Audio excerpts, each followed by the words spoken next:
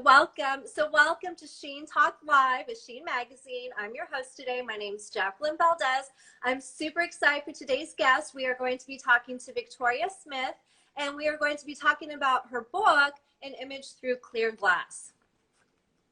So, thank you so much for having me. Yes, of course. Sheen Magazine loves you. Thank you. So I am so glad that you're here because it is such an important topic. I have so many Black friends that tell me how stressful and how difficult mental health is right now. And so Yes, definitely. It's very concerning, and it's something that is not really talked a lot about right now.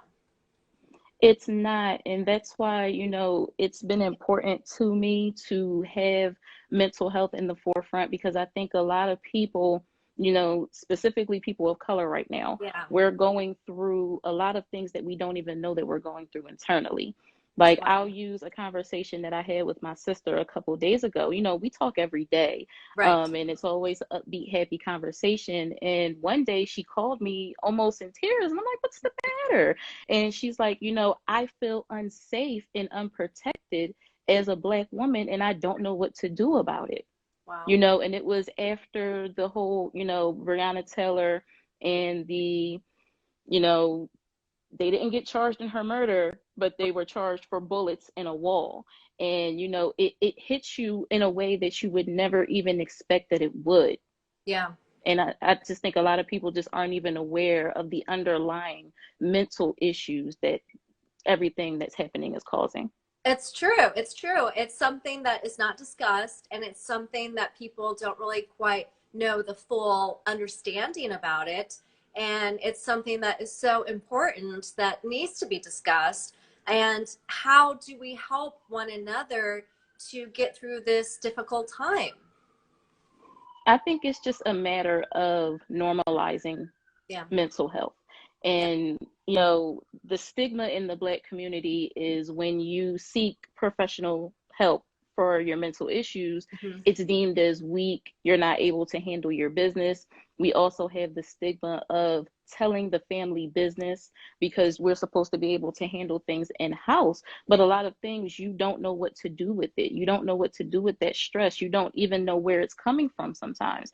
And Right. You need that help. And I think it's just a matter of, leaning on each other, even if you don't want to go to a professional. That's why, some people look at a life coach as not really a form of therapy, because I am a life coach. Right. And I find that it's very important to have that medium, because some people aren't really ready to go to therapy. They need that, that push, or it might just stop there. Sometimes Right. just having somebody to vent to. I have, friends and family that use me as their personal life coach, because I'm good at honing in on what the issue actually is, because they're like, okay, I wasn't looking at it that way. Right. But, it's just leaning on each other and being there for each other is the most important part of it. And Wow. not stigmatizing anybody for going out for that help.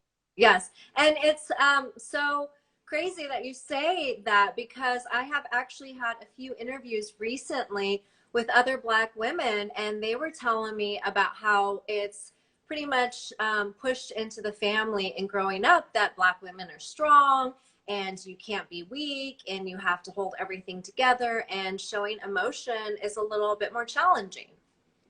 Yeah, it's very challenging. And I think, to me, honestly, the most challenging part of it is that strong person that's always strong on the outside needs somebody too. Yeah. And I think that people obviously don't see that, because if that person is always on top of things, they're always strong, they're always handling business, and they're always the person that everybody goes to. But who is the person that's going to be there for them? Check on them too. And, it Right. has to be a reciprocation. And there is that, that role that we get as the Black woman, the mom. We have to hold the family together, when in all reality, the man is supposed to be the head of the household. But really, we know the woman holds it down. We really are the managers of the household. And it's not looked at as, a form of strength when we need help. Right. Wow. And we don't really have many people to turn to, because everybody leans on us. Right. That makes sense. So how do you find that place of being able to go out into society with having such fear from everything that's happened around in the world right now? I think it's just, staying informed, Okay. knowing that you have people that will support you. One of the most important things, and it bothers me, and I have been having this conversation since really quarantine happened, because Okay. I'm not really a social media person, but being in the house, I have really nothing else to do other than work, and I'm on my phone all day. Right. And a lot of things that I see, and a lot of people, I like to talk about things that people won't talk about, Right. and nobody will talk about the internal problem. The internal problem is we don't support one another. Mm, And I say that when it comes to Black women in particular. right. And I said this to my sister and my mom the other day. We were having a conversation. Nobody brings us down harder than us. Wow. And it's because it becomes a life goal to take another woman's husband. It Yeah. becomes a life goal to make fun of another woman or put another woman down, or oh, she thinks she's cute or whatever. It's just like we don't support each other, and I feel like we are each other's biggest fans. And if we realize the power that we have as women, Yeah. we would be unstoppable, because nobody wants to work together, nobody wants to band together, everybody is against one another. And that's why I feel that we don't feel protected, we don't feel Yeah. like we have that protection, and we feel so alone because we turn on each other. Yeah. That's sad too. And I can relate a tiny bit. I'm Hispanic, and growing up, I was bullied for not being dark enough within the Hispanic community, and then being too brown for, the white community. So I've always had kind of that not always being supported by other women. Yeah. Yeah. Yeah, because it just seems like everything's a battle. And it's Yeah. and it's very annoying, because it's just like it's curly hair versus straight hair. Yeah. It's, thicker girls versus skinny girls. It's darker skin Yeah. versus lighter skin. And it's just like, we need to support each other in order to not feel so alone. It's Yes. just like, share that information that you have with the next single mom that because Yeah. you came from the same struggle. Put that energy into something else. And I feel like we can move mountains if we just do that. But I I honestly, in my heart, I want that. But reality, I don't think that we'll get there anytime soon. I know, I know. It just sounds so easy, but then it's like it's not that easy. Are there ways that we can all help support Black owned businesses and support, other Black women more? I think the biggest issue when it comes to supporting Black business is customer service.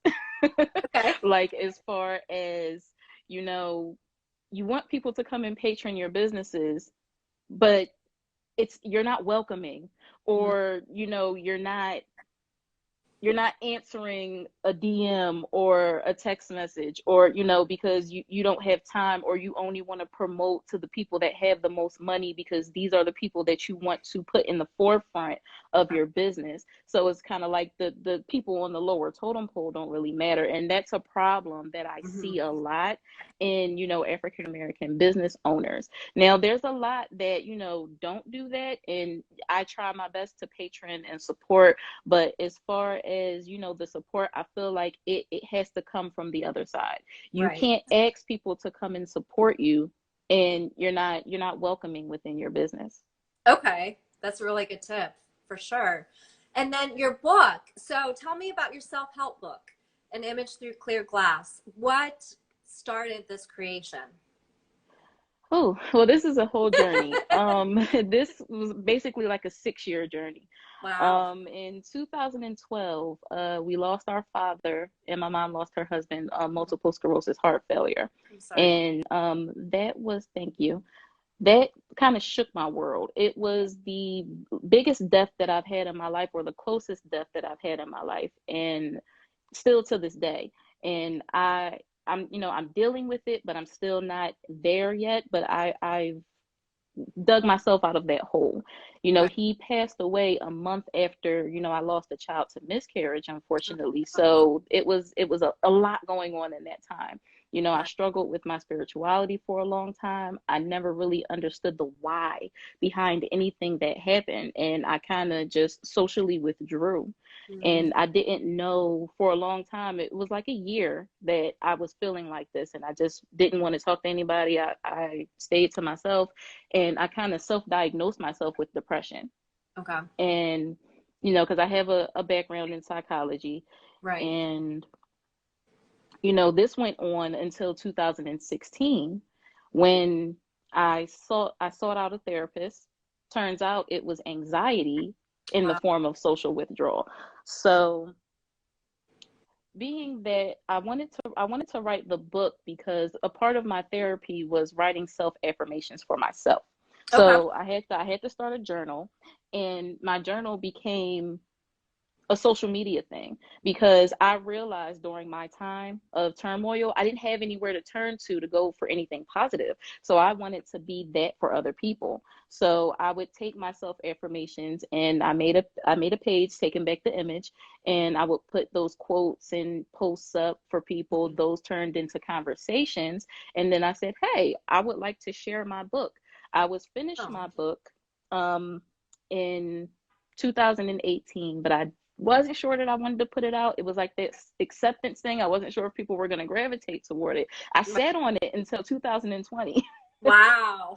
my birthday. So Oh. I just got up and I said, you know what? I'm going to put it out. I made a Kindle Yeah. and a Kindle account, and I posted the book and got so much positive feedback from Oh. it.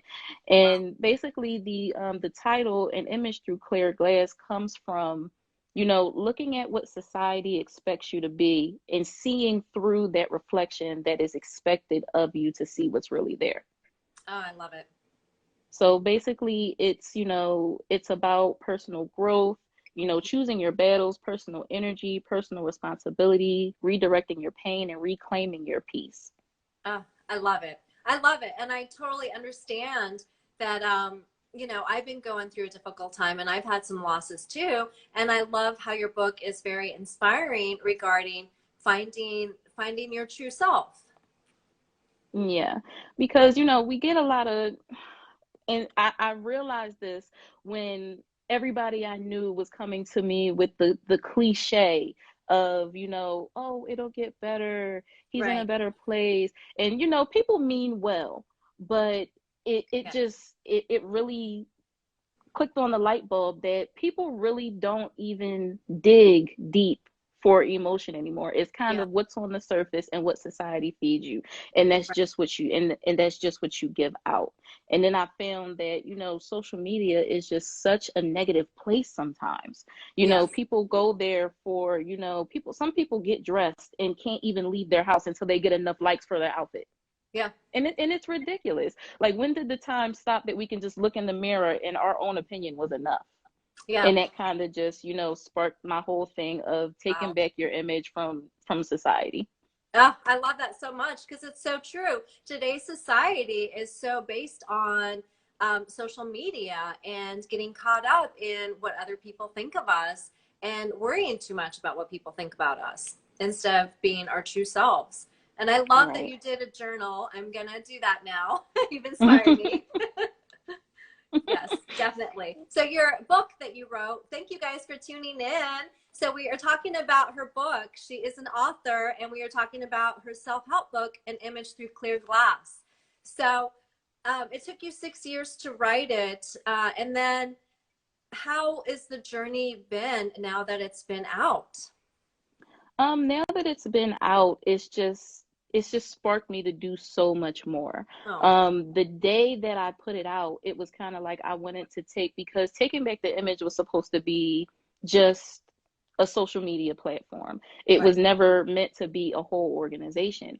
but putting the book out made me want to do more. So I didn't know exactly where I wanted to go with it, so I reached out to a publicist, and Monique Jackson, she's just amazing. She's everything. She took my platform to places that I never thought it would go, and it kind of any day it can take whatever form it wants to, and that's what I love about the organization. Like, it's not dead set on just books or just a social media thing. Like, I do life coaching. I have a docu-series in the work that I want to do in conjunction with the next book I have that's going to be all about intentional dating. And, it's just a lot of things. Like, I have, what else? My podcast that I did, Food for the Soul, where, I talk to people about mental health. And these are things that I just never thought that I would do. Like, I'm a very shy person. Like, I never thought I would be talking to celebrities on live and, I love it. About mental health. But it's just like, putting out the book, it just made the organization just take a life of its own. And it's been full speed ever since. Yeah, congrats. That's huge. And, Thank you. It's topics that people need to hear about. And that's the thing I love and that I have so much respect for, is that you are addressing these topics. Yes, because I feel like, a lot of people don't, the most important thing, and this is like my party line, this is kind of like my why behind it, because people don't know internally what to do all the time, or they don't even know that there's even a problem. Yeah. One of my chapters, and it's actually my favorite chapter in the book, is chapter 2. It's called Personal Energy. And a lot of people don't even realize that they are the problem or the common denominator in situations. Like, for example, if you notice that every time you go in a room, people are standoffish or in a bad mood. Right. Notice that you're the common denominator. Check your personal energy. Check the way that the energy that you're giving off, because one of the biggest things I think is energy is contagious. Yes. Like, you create your circumstances, you create your atmosphere, and people feed off of you the same way you feed off of other people. I just think it's important that we continue to have these conversations, because, like I said, a lot of people aren't afforded the opportunity to go to therapy. A lot of people aren't afforded the opportunity to have good friends that are going to tell them the truth. So, if I can be that platform to reach at least 5 people a month, like, I'm happy with that, because I might be all someone has. Yeah. And that's huge, because everyone should know that they're not alone out there. And I'm a huge believer in energy too. And I have been doing a cleanse this year and only allowing, positive, happy, supportive, kind, generous energy, and not draining and toxic into my circle or my life. Yeah, and that definitely speaks to, another thing I talk about in my book is purging, getting rid of that negative energy. I had a friend for 27 years that I realized I had to let go. Throughout my journey, I really had to look at, she was one of the biggest, like, she was the center of my downfall when I was going through everything, because I realized that she didn't have my best interests at heart. She, there was a lot of things that, about her that reflected on me as just hanging out with her. I was making a lot of bad decisions. And sometimes you just have to, you just have to realize, what's going on around you, and kind of see what's working and see what's not. And it may be hurtful that you may have to let things go. You have to let people go, substance abuse. You have to just purge. Yeah, let it go. Have you been a life coach for pretty much most of your life? How did you even get started in it? No, actually, this just took form June of this year. Actually, oh wow, this was something that was decided when I was working with Monique. Because like I said, every day it's something new. It's taking its own form. I actually am a government employee, so I don't do this full time. So this is kind of like my side passion, and then I'm also a caterer. So doing the life coaching is kind of something that I do just for my soul. Like, I like to help people. I like to talk to people, and, you know, really get down to the root of their problems. Like I said, a lot of people that I know use me as their personal life coach. And it's something that I find just so fulfilling. And one of the things that my dad always told me is when you're doing something, find something that you would do for free and you'll always love it. And like, it's one of my favorite things. And if I could cancel out everything else and just do that full time, I definitely would. Oh, I love it. And you have such a calming voice, and you're just so warm and so giving with your spirit. Thank you. Yes, of course. You're welcome. Is there anything else that you want to let us know that's coming up for you? Like I said, I'm in the works of my second book, you know, Intentions. It's going to be all about dating with intention, moving through life with intention, getting to know yourself. I want to do a mini docuseries for that. I'm going to have, you know, different people speaking to each chapter. So it's going to be a very interactive project that I have coming up. I don't have a date yet. I want to take my time with it because it's going to be a longer project. This first project was a little shorter, so it's going to be a longer project, but that's what I have coming up next. And, you know, my life coaching, you know, I can be reached at takingbacktheimage.com. I wanted to make sure it was a .com. I love it. I got so many things in my head, you know. So yes. that's really all that I have coming up with my organization. That's so exciting. And then your podcast, I'm going to go ahead and tune in and listen to it too. Yes, I'm also in the works of season 2 for that. Season 1 is completely up on my IGTV. Nice. I have 10 episodes up, so I'm working on my next 10 for season 2, but I'm thinking about tying that in with the docuseries. We'll see. Okay. Very cool. You have to let us know. Definitely. Yes. I definitely will keep you updated. Yes, definitely. Please do. Is there any tips that you want to give some of the viewers to kind of just know that it's okay and that they can get through this difficult and challenging time and to help support one another? Yes, right now with everything, you know, COVID is not over. We're in a state of new normalcy. Just, you know, just take moments to do a self-assessment each day. Realize when things are too much. Don't immerse yourself too much into what's going on in the news. You know, sometimes it's just repetitive every day. There's not new news every day. So sometimes you're just watching the same thing over and over and over. And me personally, I'm an empath. So I take everything on my shoulders, and it kind of reflects throughout my day. You know, just be intentional is my biggest advice. You know, get up in the morning, say, I want to be happy today. I want today to be a positive day, and just hold yourself accountable, you know, for what you want your day to reflect. I love that so much. I'm going to do that starting tomorrow. I love that. Thank you so much. It has been such a pleasure and such an honor to meet you. And I'm so excited for your journey ahead. And I'm going to follow your podcast. Thank you so much for having me. It was nice to meet you, Jacqueline. You're so sweet. Thank you, love. Thank you guys for tuning in. Thank you. You have a good night. You too. Bye, love. Bye-bye.